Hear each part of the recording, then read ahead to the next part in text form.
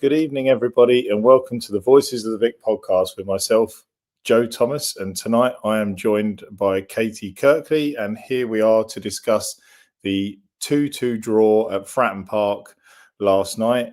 We thought we'd come on and chat about what was quite an interesting 2-2 draw in the end last night. Myself and Cam from the pod were in the away end last night. It was quite an interesting night, I have to say. Lots to talk about, and as always, we'll talk all things Watford. As I said, I'm joined by Caity. Caity, how are you this evening? And I know you were watching the game. Did you enjoy the game last night? Yes. I'm good. I was watching from home whilst cooking dinner. So I actually missed the goal because I was like cooking the chicken or whatever. And I was like, great, we've already conceded. Brilliant. But yeah, no, it was, quite an end-to-end game, an exciting game for something that I thought would be quite boring. But you and Cam were there, so did you have a nice time? Yeah, do you know what? It was, even though obviously it was a frustrating first half, getting those, I wouldn't say quick fire, but they were early-ish goals in the second half. It was really nice to like celebrate a goal in an away end and kind of it means something, and it, there was some good scenes. It was nice to like celebrate and go a little bit wild. Obviously there were some bad moments obviously last night, which we'll discuss, but yeah, it's a bit odd. This is my first time hosting this season. I feel a little bit out of place. Where's Ben? Yeah, I know. Where is Ben? Yeah. Evening, James. Always. Thanks for joining us, mate. Hope you're well. But yeah, we'll kind of talk about the team first of all. Again, there were 5 changes last night. Obviously, we kind of expected Selvik to come back in for Baxter. I wasn't shocked by that, even though Baxter did play well at the weekend, I thought. Caben came out for Abanqua. And in midfield, Cipriano, Sissoko and Wiley came in, and Gakia came out. Mendy came out. Kayembe came out. What did you make of the starting 11? I mean, obviously, I think from what we've seen from Pezzolano over the last 4 or 5 games, he makes that many changes anyway. It's just a case of what changes is he going to make? Because he obviously is just keeping, obviously you, Mike and Ben were talking about it. He's just keeping teams guessing, isn't he? Because we just don't know from one game to the next who's going to be starting. Yeah, I think for me, this was probably one of his, the team made a bit more sense. Like it was the changes were understandable, but also like what we've been saying, making 4, 5, 6 changes every week, like it's a bit weird still. I mean, who he brought in, I was like, okay, Selvik, fine. I probably would have kept Baxter in because I don't think he did anything to be necessarily dropped. Sissoko in, okay, well, it was about time because Sissoko's been on the bench for a long time. Wiley, yes. What were the other ones? I can't remember. He brought in Cipriano for Mendy. Yeah. I mean, I guess he is taking this period of 4 games in 12 days as quite seriously as like a rest thing and trying to manage workload, which is maybe why we're seeing so many changes in the team. But for me, I still think, you're a fucking professional footballer, mate. You can play 4 games and I think that the starting 11 should be fixed, but maybe you help with the subs throughout the game. Maybe you manage that slightly better than, oh, actually, we're going to play a completely different side than what we did 5 days ago. That's obviously not how he sees it. He thinks, oh no, we'll start different from the get-go and see how he waits for the game, see how the game goes, then makes the decisions at the end instead of going, no, we're going to play how we know how to play and manage that. And if things change, we'll make the changes. He kind of goes in with an expectation, but that's not always met. I think for me, like we said, we're always trying to predict the teams. We tried to predict the team for Portsmouth on Sunday night, and I'm thinking, I don't know what to say. I don't know who to say. I don't know who to pick. We don't know who he's going to pick. So yeah, I think he just if he's lost any longer after Saturday, he needs to seriously think about, okay, this whole changes here, it's not really working. It's confusing.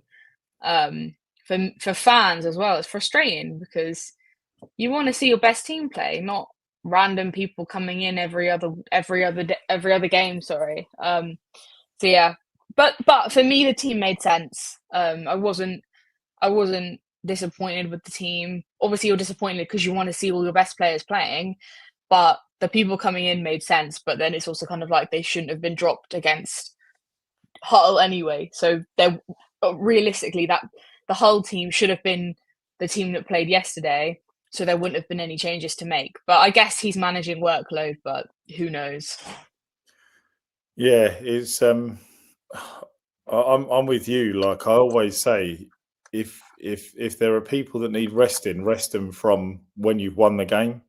You know, start your best players. If you're one, well not one, but if you're 2-3-0 up or 2-1, 3-1, see what way the game's going and make the subs based on the way the game's going, not from the get-go, and then try and bring people on to Yeah. then have to work harder to bring us back into a game because, you know, I mean, we've watched Watford for long enough now.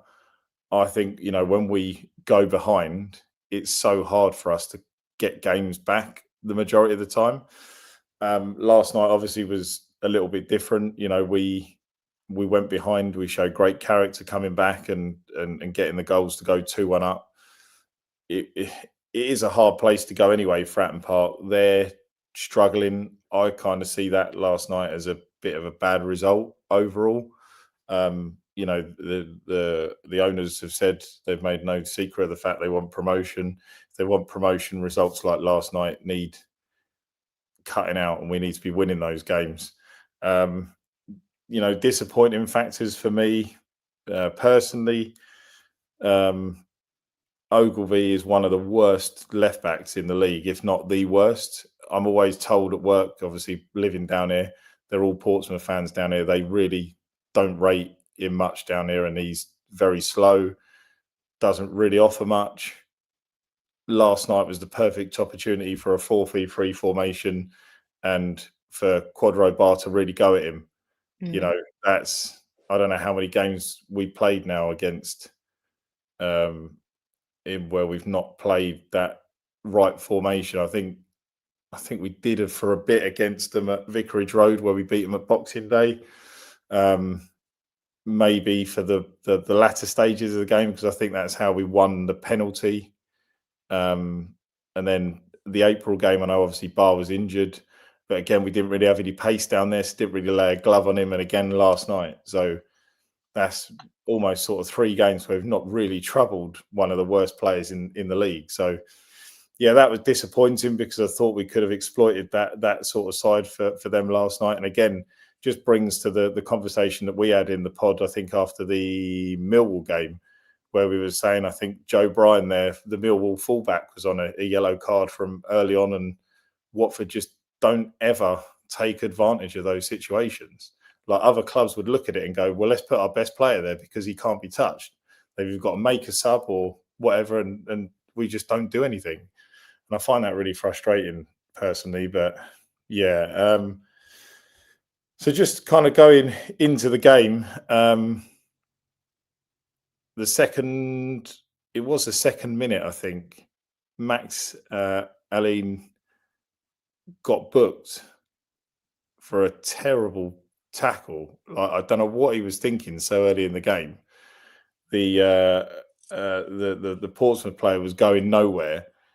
And that was just, for me, I mentioned before we came on how bad our discipline was last night. But there was some needless yellow cards last night, weren't there? Yeah, I can't remember how many there was in the end. I'm pretty sure the Sky commentator was like, I think there was like 12 between both teams. Or maybe no, that feels like a lot. I don't think there was 12. There was five Watford players booked, and there was two Ports. So it was 7 yellow cards in total. The majority were us. Which is, quite a lot. Like that is quite a lot of yellow cards. I think making a challenge like that and getting a yellow card for it so early on in the game, you're already at risk. It's playing catch up. It's not great. And like you said, it was needless. It was careless. It was just, inexperience.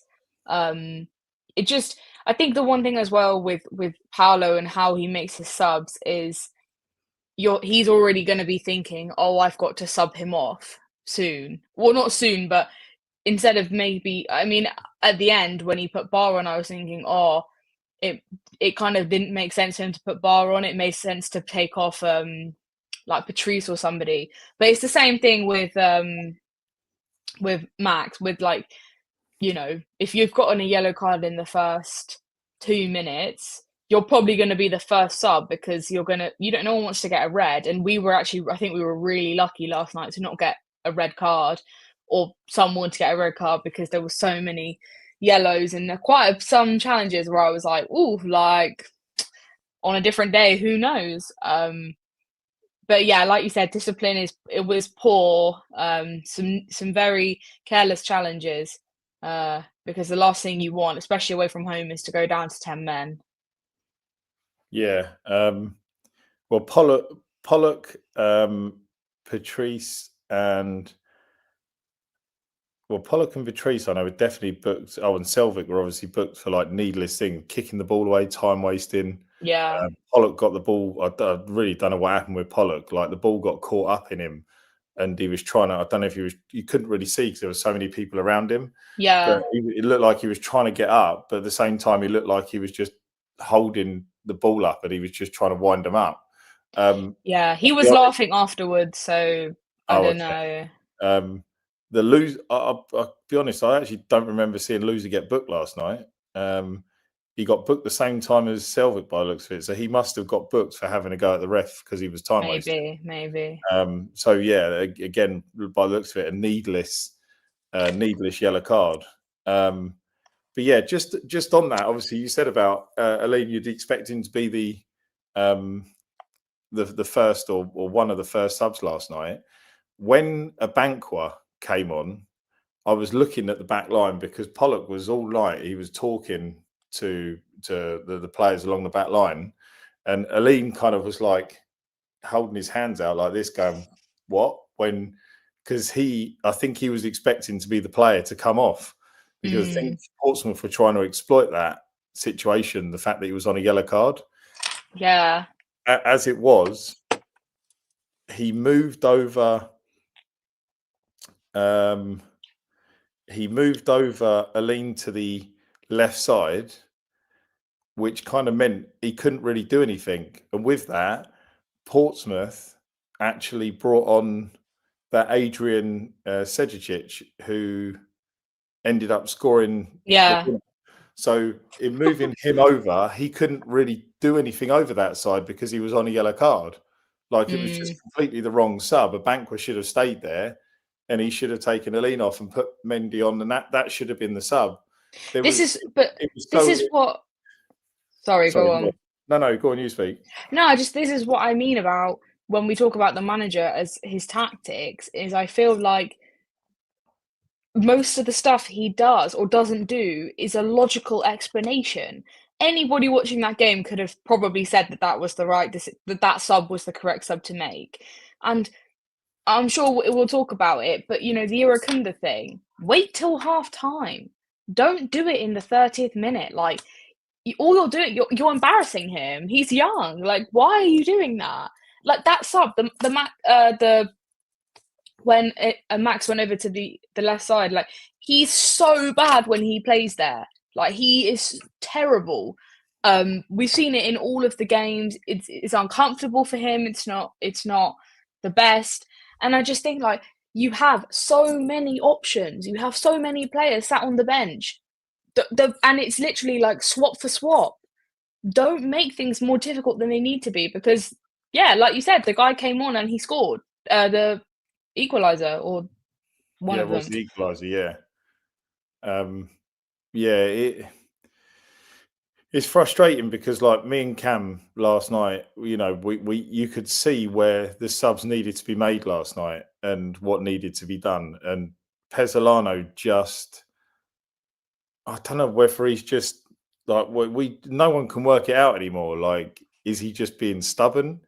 Is he genuinely playing for the sack? Is he just like, I don't know. It's really strange. Like, the first half didn't work. Like, it wasn't working. The first half was the worst first. It was worse than Millwall. Obviously, I know you guys said on the pod on Sunday, I remember hearing Ben say, do you think it was worse, the first half of Hull? Do you think it was worse than Millwall? But then he kind of said, actually, no, Millwall was dreadful. Yeah. But last night was worse. Like, I felt it was worse. There was just, nothing was clicking. There was holes. And again, I don't really blame Kyprianou, Loser, and I do Sissoko a little bit. That just, it's so frustrating. But there was just so many holes in the midfield last night. Like, that's where Portsmouth were getting so much joy in the first half, just going through the middle. They were just playing. They were just able to play the way they wanted. Like, we weren't really kind of doing anything to apply pressure. And this goes back to, the conversations that we're having about his Pezzolano and saying what his style of play is. He came, as we said before, and we've said so many times, it's probably getting boring now. He told us he was a 4-3-3 manager. He told us he played with high intensity. He wanted to pressure teams high up the pitch. Didn't like pen other teams in and not let them play out from the back. That is what he said. But have we seen any of that? All we're seeing is teams do that to us. Like, I'm sat next to my mate on Saturday against Hull, and all you could see was like McBurney and that front line of Hull, that Joe Gerhardt and whoever else was. I can't remember who's playing for them now. But as soon as we were trying to play out from the back, bang, they were there. Yeah. They were onto us. They were trying to force the mistake. But we're not doing any of that. But we're not playing the formation to do that. So that isn't going to happen. Like, Pezzolano is playing a style of football that really he's not used to playing. So I don't really understand why he's persisting with it. And this is what we've said the last few pods about the previous games, about how we don't know what he's trying to achieve. The style of play is not clear. The style and the formation is confusing. The players are confused. The fans are confused. If you're watching the game, you're confused. And because of how different and difficult it is, like, we're easy to like break down by the other team. They suss us out like that. They can get on us like that. When we're playing these teams, they can easily think, okay, Irakunda's their guy, chuck 2 players on him. Everyone else is kind of like defending, not really doing that much. No one's driving the attack. As soon as you shut out Irakunda from that, which lots of the teams have been doing when we've been playing them, what attack have you got? And then you're relying heavily on this defensive approach that Pezzolano is clearly taking, with this very negative, backwards football, possession based. But if you're not playing anyone in an attacking role, what do you think you're going to win the game by? Having 70% possession? You're not. And our defence, where it has improved in some parts, it isn't jaw-droppingly good, because we're still conceding goals a lot. And we're not winning games or, drawing 0-0. We are still conceding goals. So even though it is more defensive, it's not a good defensive. Like, it's not like, oh yeah, we're really, really solid in defense. And this is what I think. Are you focusing on this defense? Are you focusing on the attack? Because if you stick on Barvata, Luca, Irakunda all in the same front players, that's your attack. There, it's sorted for you. You'll score the goals. So it is worrying with what he's trying to get across here. And it's easy for the teams to come and play us and go, yes, we might not know what the team selection is going to be, but actually it doesn't really matter, because half the time you're just playing people in the same role. They just might be a little bit better, or they might be a little bit worse. Like, every sub he was making in the Portsmouth game, even in the whole game, his subs are very much like the same player for the same player. It's like, are you not reading the game? Are you not? Your sub should be to change the game or to go and get that third goal, not sit back and defend it in the same way that you are. Like, when we're playing and he's swapping, like, I don't know, a centre-back for a centre-back, I understand tiredness, I understand, like, that, but you should be thinking, "Okay, how can we go on and secure the win here?" Because when you go 2-1 up, the obvious sub was Sissoko Bar, but the obvious sub was that 20 minutes before he did it, not in the last 8 minutes of the game. Like, it's just, like, crazy. It's crazy, and I'm just thinking, like, he doesn't help himself. So, yeah, that's Well, what I have to say. yeah, well, you mentioned that sub, and that was the sub when actually we saw there was movement on the bench yesterday in the 35th minute. Obviously, we saw Vata was getting ready to come on. However, we just thought that, was it potentially going to be a double sub, maybe, or was it going to be Vata for Sissoko? Because that's what we was all expecting, that he was actually going to go 4-3-3 and play Iran Kunda up front with Semedo and Vata, but it didn't pan out that way. And for whatever reason, he's obviously made his, whether it's a genuine reason, whether it's an excuse. I don't think Iran Kunda was the issue last night. I mean, he said the game was stretched, which is why he made the sub. However, Vata and Iran Kunda's are like for like. So it wasn't actually a sub that was going to change the formation in terms of stopping what was going on last night. I saw my auntie and uncle actually last night at the game, and we were chatting at half time, and my auntie said she saw Iran Kunda put his arm up and signal to the bench at one point. So she thought he had a slight injury. Obviously, he went off and he threw his water bottle on the floor in anger. So I don't know, that could either be he was annoyed at the substitution or he was annoyed at the fact that he was being subbed. I don't think we're probably going to ever find out the actual reason. Because then Matty Pollock said after the game in the interview, he was like, "Oh, I spoke to Irakunda and he's fine." So that suggests like he was annoyed because it says to me that he was annoyed.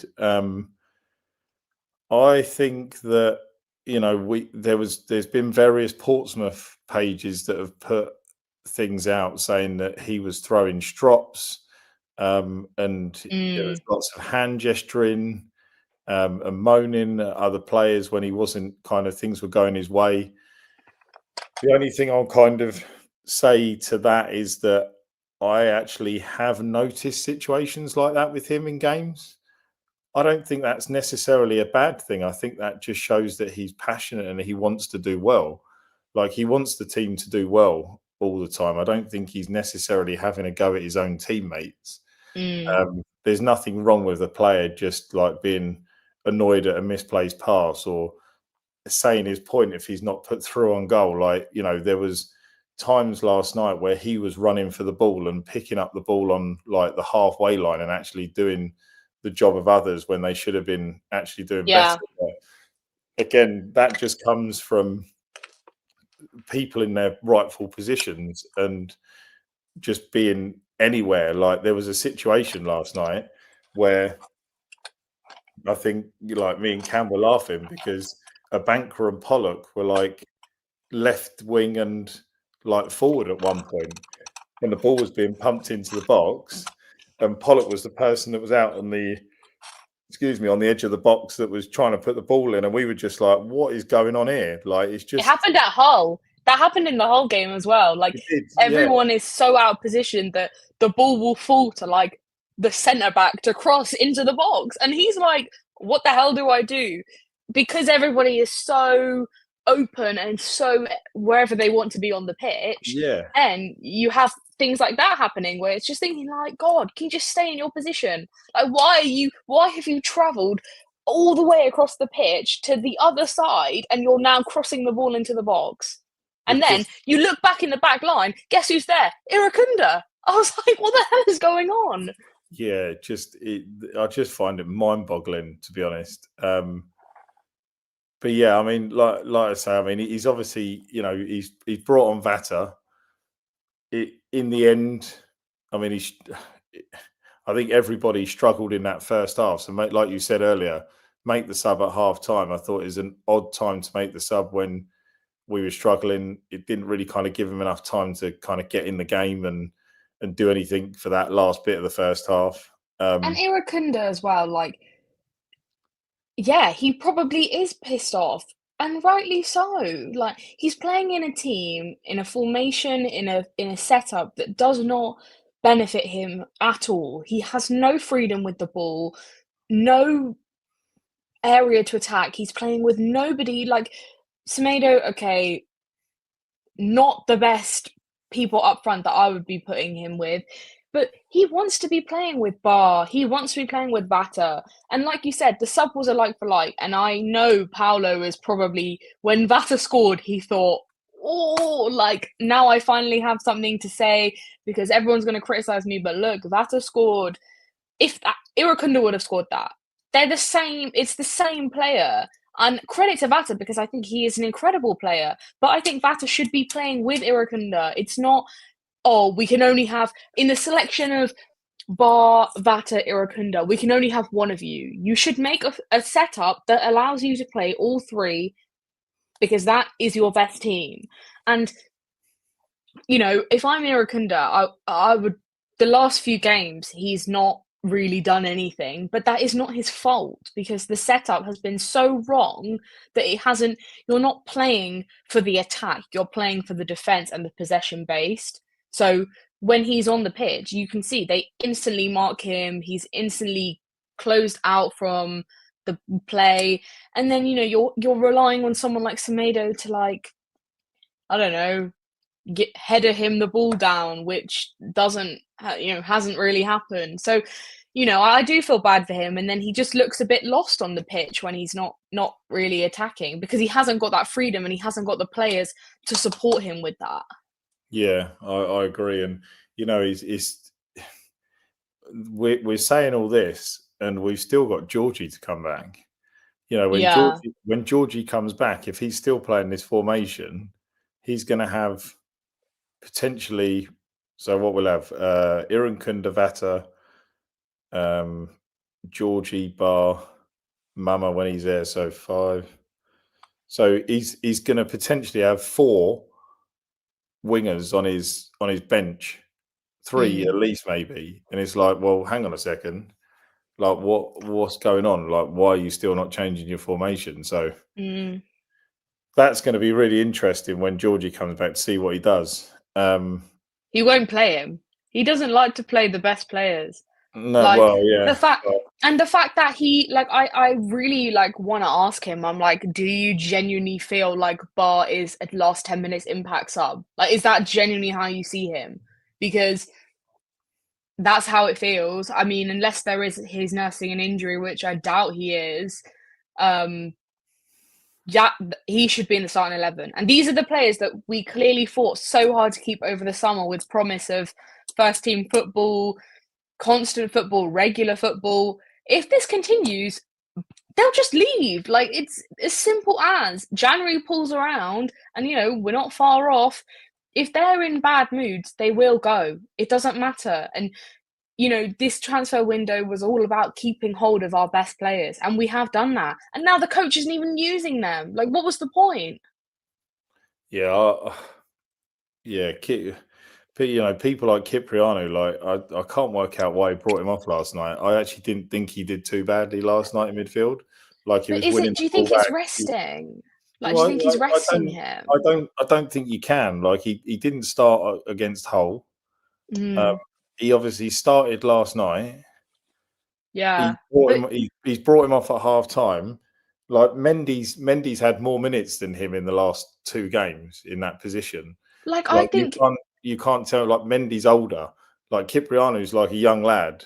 Like I also don't think Cipriano is saying, "Coach, I need a rest." Like, he's saying, I think it's the manager being like, "Oh, I need to manage the workload." I think managing workload comes when you pick a second team for the Carabao Cup, not in the league. Like, I understand 4 games in 12 days, it's a lot, but like, they'll manage. Like, it's fine. I understand, like, Christmas period is maybe a bit more when you're playing, like, quite a bit more constantly, but this has been, like, the first kind of run of quite a few games, but it's not that bad. There's an international break after Saturday. If they need to rest, they can rest then. I don't understand this whole resting people all the time. Like, get over it. Well, It's your job.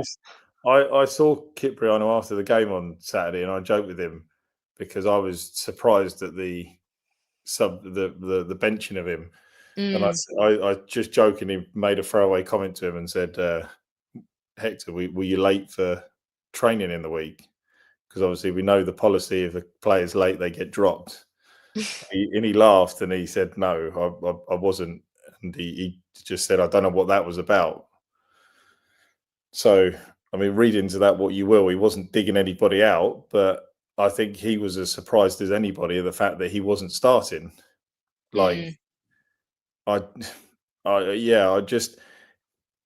think, like you say, I think there is you're right at times to rest certain players, but even like last night, Abankwah, he's not played for however many weeks. He's been sat on the bench. Is that 4 games he's been on the bench? Maybe.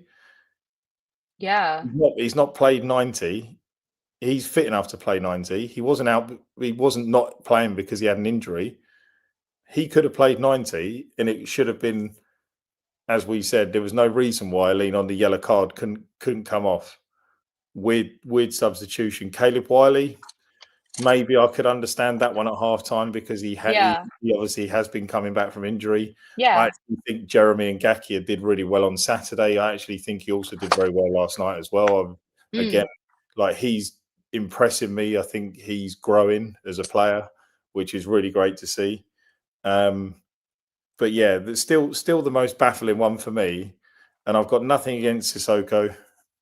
He tries, but credit, he got the assist last night. However, the most obvious sub on the pitch last night was taking Sissoko off and putting Bar on, and bringing Bar on in the 85th minute when you're not going to get anyone to do anything in 5 minutes. Like, he just came on, and within 2 minutes, he'd riled up the crowd. And then a couple of minutes after that, he really peed off the fans, didn't he, up the other end from us. So it was more like a wind-up sub than an impact sub. Like, if he'd have come on in the 65th minute, 70th minute, maybe you're going to get something out of him. If you're trying or when you go 2-1 up, you put him on and you go for the third goal. Like, that is what makes more sense to do, and he didn't do that. They were there for me at the point it was 2-1 last night. When they were pushing, had someone like Barbin on the pitch, we would have exploited the fact that they were pushing so far forward and probably got the space to be able to counter-attack them and potentially score a third. But again, I don't understand why the managers like not seeing that and seeing the most obvious things that us as fans can see. Yeah. Well, he doesn't see the logical side of anything. He picks everything that you wouldn't think he's going to do. Obviously, on the back of the Iran Kunda sub, the fans, including myself, last night, I know people might have comments to say about this, and everyone's probably divided on this. I know from seeing people after the game on Saturday, when Hull went a goal up, the fans were singing "You're getting sacked" in the morning to Pezzolano. Coming out on Saturday, there were fans that didn't like that and didn't really like the fact that the fans were voicing their opinions that way. Obviously, he made that sub last night. The chant came out again. It felt like it was a lot louder, a lot stronger last night.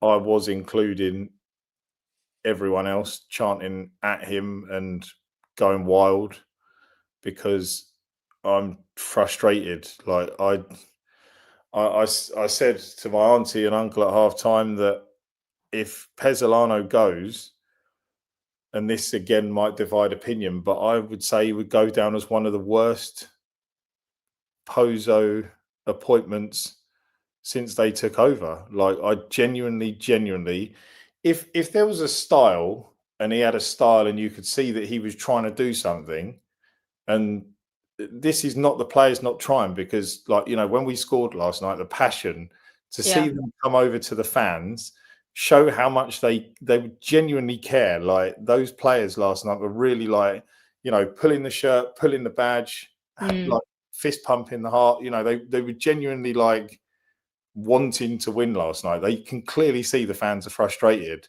They can clearly see there's clearly a disconnect between the manager, the players, and the supporters at the moment. I don't know this kid's name. I don't know. I didn't hear you mention him at the weekend, but again, he was up for a lot of the game last night, barking orders. And, like, there's a kid, the translator, the little blonde guy. yes, Like, yes. I don't. So we I think know his he's name. the set piece coach, but we don't know. We think he's the set piece coach, but he also, like, is translating for Paulo and the team. It's just like appalling. Like, I just saw him again. Like, Peslana was sat down.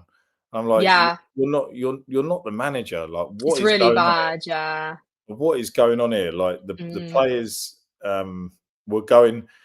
It did happen a little bit more last night, where the players were going over to the bench and they were getting orders from, I don't know who it was. I couldn't really see from what, like, it was over the other side to us. But they were clearly trying to get instructions to the players during the game last night. yeah. But yeah, we genuinely need a manager that can come in and just, for me, as we've said, you know, this squad is so talented. Like, in terms of talent, this is probably one of the best squads of players that we've had in a long time. Definitely in the last sort of five years, I'd say. Since we got relegated, I would argue that this is our best squad. Yeah, it is. I mean, in terms of, like, promise, when you look at how, like, the promise behind Kunda, the fact that we've got, like, Vata, we've, like, Bar's so good, Georgie Caity to come back.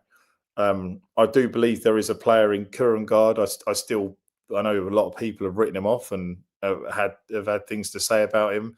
I just don't think he gets enough credit for the off the ball play that he's done. Like, he's done a lot more than what Bio and Rajovic did put together.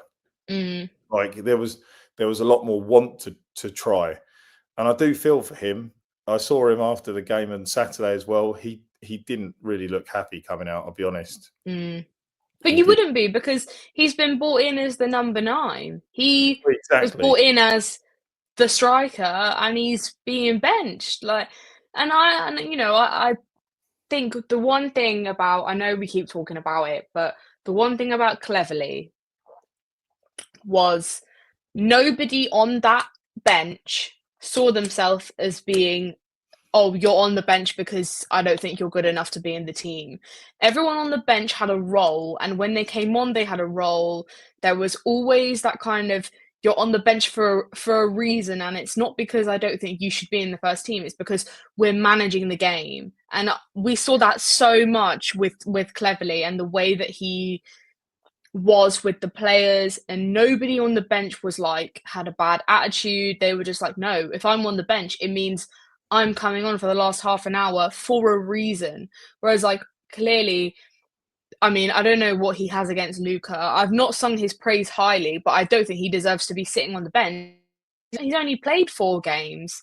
Give him more game time, because he has been brought in as that number 9, and you think Semedo is better than him. Like, I'm sorry, I know he scored on Saturday, but I still am not convinced by him. I think Luca holds himself better, it conducts himself better. Like you said, his off-ball play is better. Never would I be benching him over Semedo. And yeah, like, that is going to piss people off, which is why I just think, like, it's like you said, it's obvious there's a disconnect between the players and the manager. It's obvious that there is that kind of, I wouldn't say they, like, don't like him, but you would, as a player, you would be confused. Like, if you're Bar, you're thinking, what am I doing wrong? Like, what is wrong? You know, Vata said in his post-match interview, he was like, I've been training on my own. Like, you know, all these players that should be kind of a guaranteed starter, being almost not forced out, but clearly not getting on like that with the manager. They're getting, you know, shut out basically. And I just think like we need a manager to come in and just play the best team. Just play the best team and you'll win. Like you said, the squad has so much promise and so much talent. And I'm sorry, but Paulo could win. Even if he wins then on Saturday, I'm sorry, I'm not convinced by him. The players are bailing him out every time. It's not him. Nothing is on him. Nothing he is choosing to do is good. He's, you know, putting on Vata for Irukunda and then Vata scoring. Yeah, because you put on a good player. If you put on good players, they will score goals. That is not rocket science. Anyone can do that. Like, there is, like you said, there is no style of play. There is no, oh, he's trying to do it, but he hasn't got the quality of players. The quality of players are there and they're sat on the bench. And that's his choice. That is his decision. To me, that's sackable on its own. Even if we're winning games, you know, like you said, the Portsmouth game we should have won. So technically a draw is bad. You know, Hull, okay, yeah, we won. I still think a win on Saturday, for me, still has to go. We deserve someone better than this. The players deserve someone better. The fans deserve someone better. Like, the one time we actually want Gino to just get rid, he decides, oh, like, we're going to give him the year. Like, we're going to keep him in charge for a year. It's just like, you know, of course you want to do that now. Yeah, that is something I was actually going to mention as well. Is I was when Cam and I were walking to the station this morning. I did mention that I'd seen that interview with Rocco Vata last night, and it was very interesting the fact that he said, "I've been training alone." There was a long pause, and then it's almost like he thought, "Oh shit, I've said something I probably shouldn't have said." Yeah, because he corrected himself. Yeah, he corrected he did. himself. And I said to Cam, I was like, we as fans can read into that as what we will. But I believe that after, and I know this guy gets some pelters on Twitter. Is it WFC Rich? Yeah. He gets some pelters. However, he did mention that he'd heard that Bar had been training alone. And after Vata's comment last night, have Bar and Vata been training away from the team? And if so, why have they been training away from the team? Like, you know, I genuinely believe that someone now has got a kind of, well, maybe if it's not us as fans, maybe Adam Drury needs to, you know, start asking some questions, because I think he has been, though. Like, he has been asking some questions. Maybe not about that. I've not seen something as direct. I think a direct question needs to be asked now, especially after that. But because Paulo doesn't speak any English, so I don't really care what he speaks. The translator that goes in with him, I think like someone, the message needs to get like put across now, because like it's getting ridiculous. Like, if people are training alone, why are they training alone? And why are our best players training alone? Like, yeah, like Sissoko can train on his own, and Kayembe can train on his own. I don't care about them, but you're clearly frustrating our best players, who would probably rather, they're probably thinking, God, I wish I took that offer from, I don't know, wherever, in the summer. And, you know, the whole thing was that, you know, Loser was literally like, he had offers for him, he was going to go, but he said, no, I'm happy with the team, I'm happy with everything. And now it just feels like we have everything. We literally have completed like all the steps, and the last step of the manager is wrong. But if you bring somebody in who knows what they're doing, everything, I promise you, like, I don't even doubt that we would be 100% up there fighting for promotion. I mean, this comment from Jay is spot on. Like, he could win 5 games in a row. Like, he's just not a likable person at all. No, I feel no connection to him, like, as a manager. Like, and I know it's coming off the back of Cleverly, but he gives me Ivic vibes. Like, when nobody really liked him, he was a bit nasty. Like, he was a bit cold, like not really in with the fans. That's the same vibe I'm getting. And if he left, he would 100% go down as like worst manager. I wouldn't even care. Like I literally don't care about him. Like when he speaks and when they post like quotes or from him, I'm just like, I don't even care what he has to say, because I don't feel, after seeing that video, after the whole game in the dressing room, I was like, you sound like a bully. Like you're nasty. You're bullying. Like you have the voice of someone who's like bullying people. And obviously, I'm not saying he is, but it's just nasty. Like it's not nice, and I don't.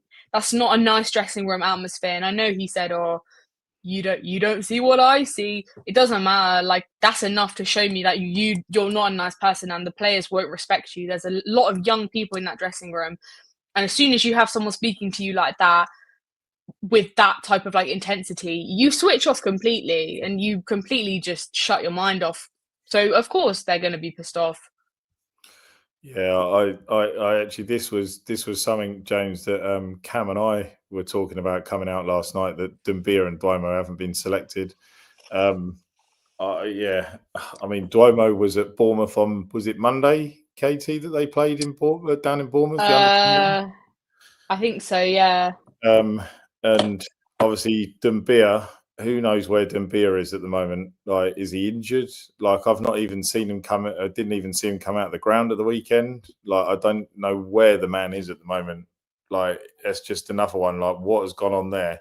A guy that was showing so much promise towards the end of last season. Klevs was using him in the right games. He was really showing promise, and unfortunately, he's just, I don't know what's happened. Like, it just seems like a waste of a player. And if things were going to end up like this for him, then £10 million, if that was, I mean, who knows if it was true, if £10 million was offered from Burnley in the summer for him, why the hell are the club not taking it if the geezer's just going to be like in like nowhere? Like, he's not even in a match day squad. Like, £10 million for a player that's not doing anything at the moment, it would have been a steal.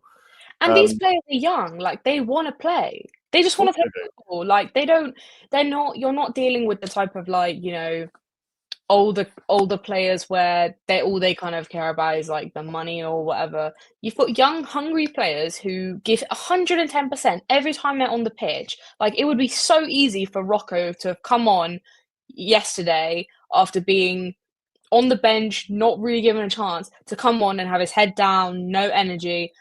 But no, every time our players are coming on, they're coming on giving 110%, which is why we're winning games. We're not winning games because of Paulo and his weird tactics. We're winning them because our players care. Our players care about the results. They care about the fans. Like you spoke about with the passion, they obviously care a lot.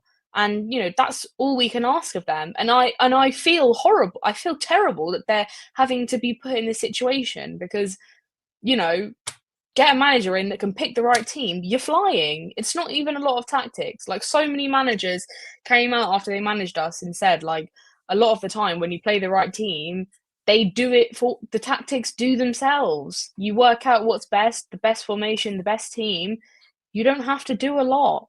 When you've got someone like Dini in the dressing room, especially, you've got him kind of not player managing. And I'm sure there are leaders like Loser. I'm sure he does a lot. He does a lot on the pitch.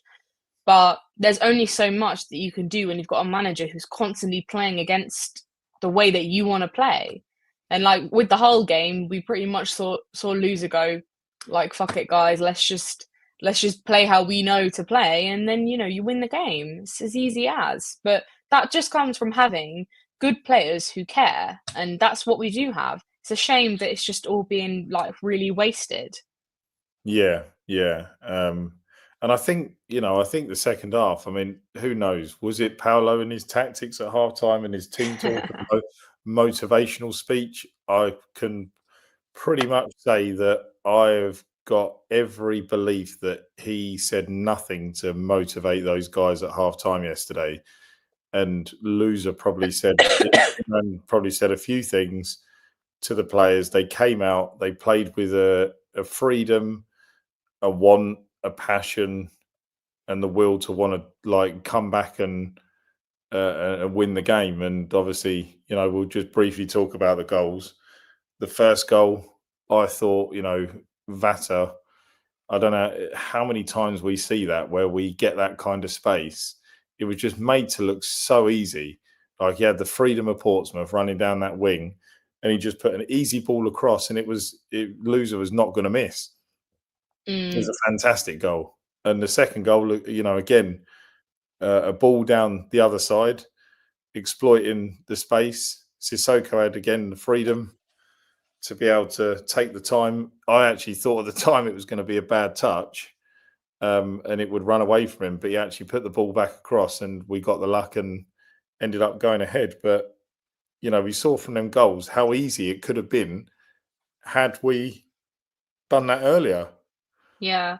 I think as well, like, I've always said to, like, my dad at football, like, we hurt so many teams on the break, like, with our attack and our pace and hitting them when they're kind of vulnerable, like we did, yesterday with the running and then crossing in. Yeah, All of this, like, starting from the back, like, we're not good enough to do that.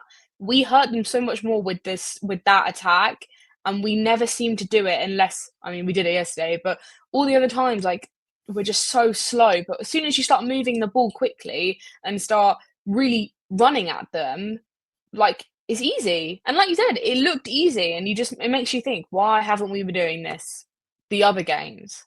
yeah.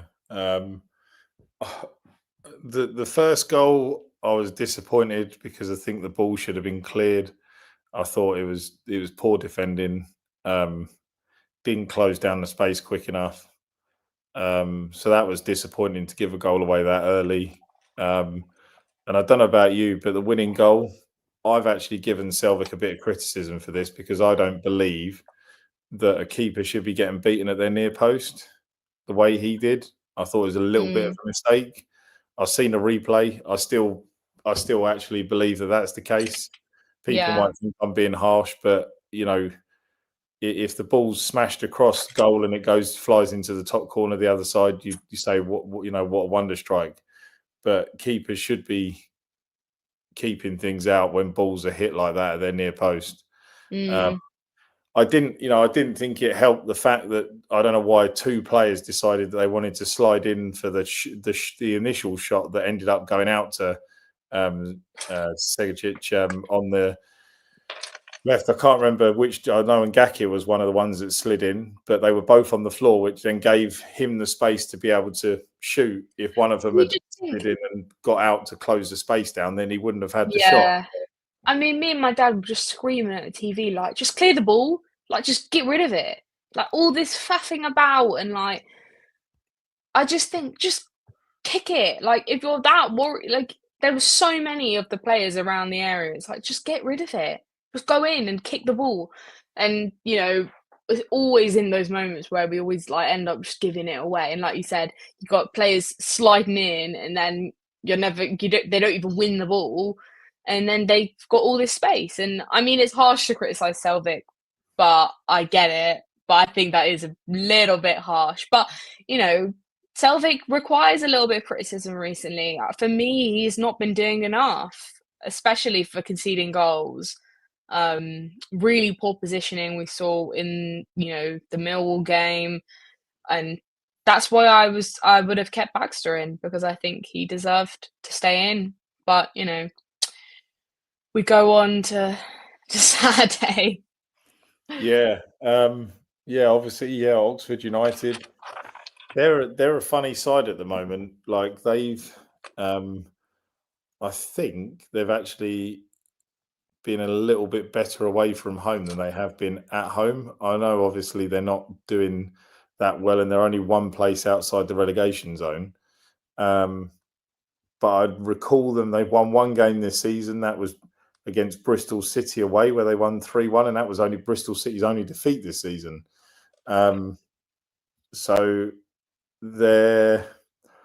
I mean, last night, my cousin, I was messaging him. He's a QPR fan. He was watching the game. He said the game was set up for a 0-0. They completely frustrated QPR. They didn't really offer anything. They were just putting everyone behind the ball and just nullifying anything that QPR had going forward.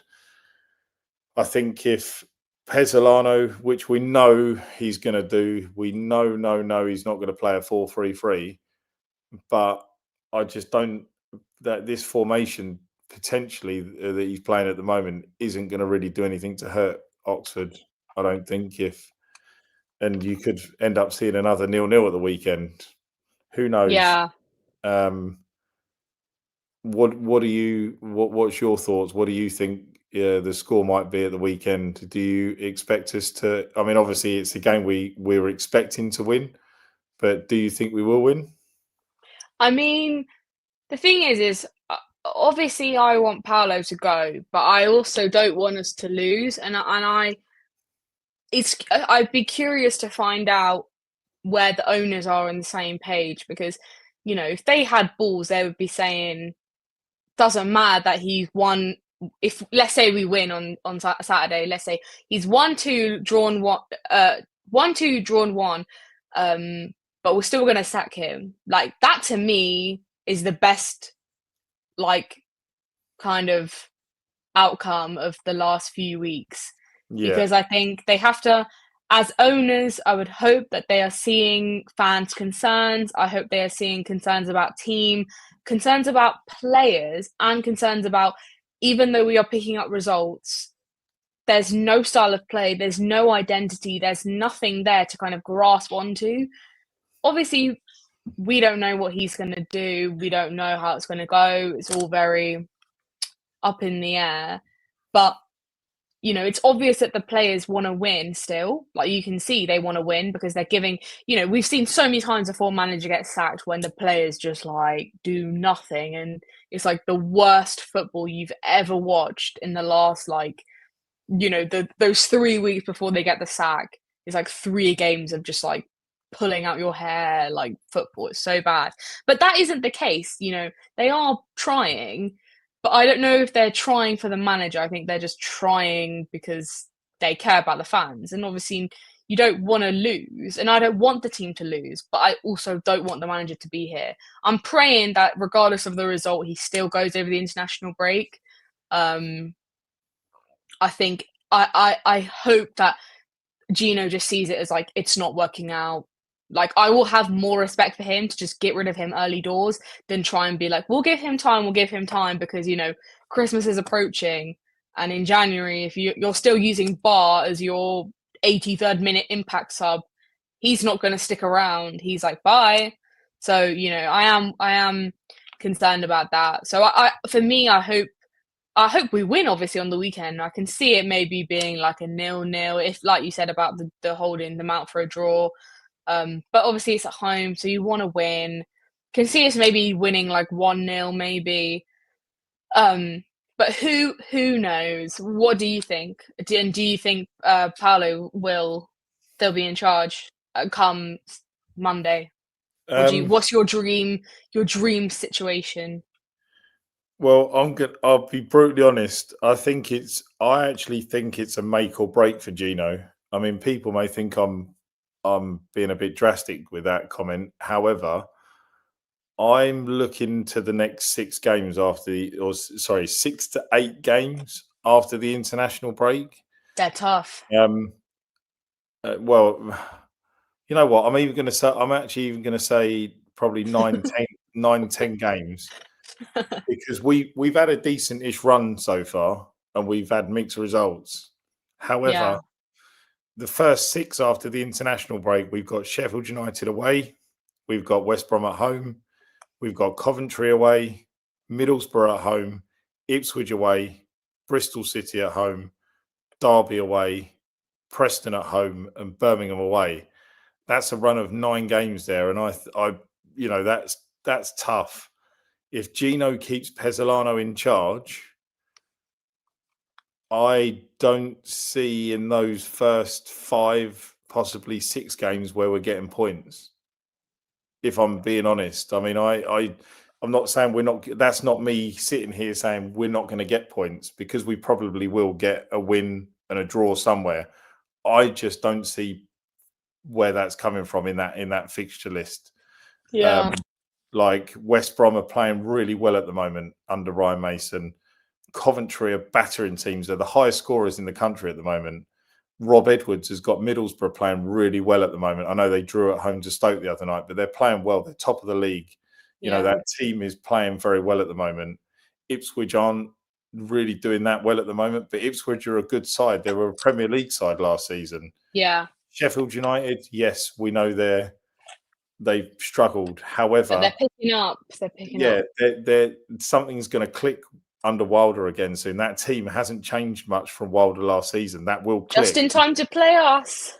Here are your 3 points. Well, this is it. We know only too well that Watford, when they play a team that's playing poorly, we give whatever team it is that we're playing a boost. We give them that boost. Here's 3 points. Here's 3 goals. The opposition come out and go, we've been shit for weeks. We're going out. We're like, I can't believe we've won that. Oh, well, you were playing Watford. This is what we do. We just give people that lift, that boost. I'm worrying if Pezzolano's still in. I'm worrying that we're really going to get sucked into a relegation battle. As much as those, if they don't pull the trigger and we lose those first 3, for example, we lose to Sheffield United, we lose to West Brom, we get battered at Coventry, and they go, all right, we're going to sack him. What a stupid time to sack the manager. When's the next international break? The next break is after Bristol City, so we've got 6 games. So that's 6 games where it's time to go now before it gets worse. Like, at least we're actually picking up points, but I still think he has to go. And you have to, if you're Gino, you have to be looking ahead. You have to be thinking, is this sustainable? Is this actually going to finally click and make something? And if that I'm making that decision, no way is that happening for me in this situation. That's, and again, people will say it's reactionary. People say we're probably being a bit overdramatic. However, I've never been one to back Gino in a sacking. Like I've always been, give someone time. Let's try, let's make it work. However, this is just not working. Like, we've just completely gone back the other way. Like, we had the connection back. We've not got the connection now with the manager. Like, there's something seriously wrong again. And before it gets worse, before it gets more toxic, before there's more vicious chanting from fans, because, if he keeps Pezzolano in for this next 2 weeks and we're sitting or wondering, is he getting sacked? Is he getting sacked? Oh no, here we are at Sheffield United. Pezzolano's still in the dugout. 2-0 down after 20 minutes. That away end is just going to be, you're getting sacked in the morning. They're just going to be, the fans are going to voice their opinions. Yeah. And also, like, the players, like, things might be tough, but at least they're winning. So there's kind of they're getting some results. So maybe the morale's slightly better than it might be if we were losing every single game. But like you said, if they don't pull the trigger and we then start losing, then you get into a really bad state in the club where we've seen it happen so many times. And I worry that the players from that, at least now, if you do it quickly, get the new manager in, they can bounce back from whatever hatred they're holding against Paulo. If you give it another, 3, 4, 5, 6 games, I don't know how much of that can be kind of repaired quite quickly. So I think if I'm Gino, I'm thinking, okay, I'm thinking about the players, I'm thinking about the style of play, I'm thinking about the future. And for me, he's not doing enough to keep himself in the job. Even yesterday, I mean, you could argue that it is we should have had the 3 points and you should have gone for the 3 points. And the way that he set up for that game, even after we went 2-1 up, you're playing for the draw. You're playing for a draw when you're winning the game. You're starting the team. If you think Irakunda isn't fresh, why is he starting?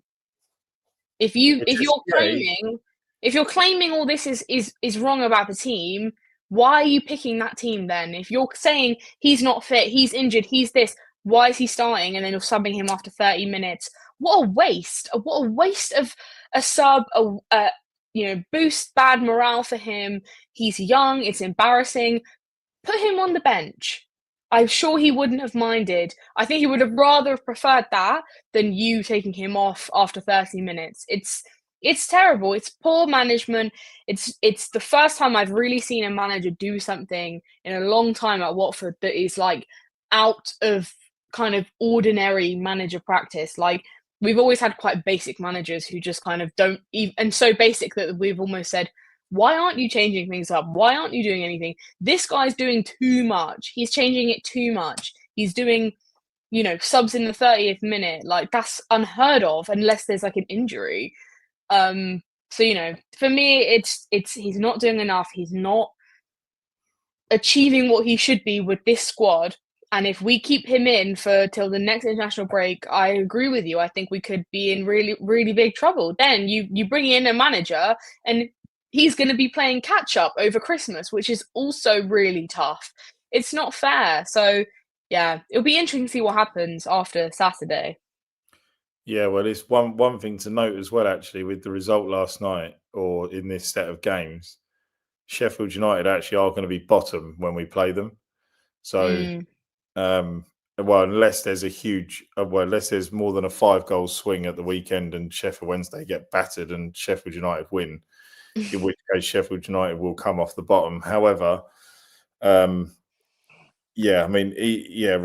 they're going to be bottom 2, Sheffield United. So we really need a manager that's going to go there and just attack them, because I think they're still, even though if they get a win at the weekend, they've got a 2-week break. They haven't really, it's not really, you can't really say they'll have momentum because they'll have had a break.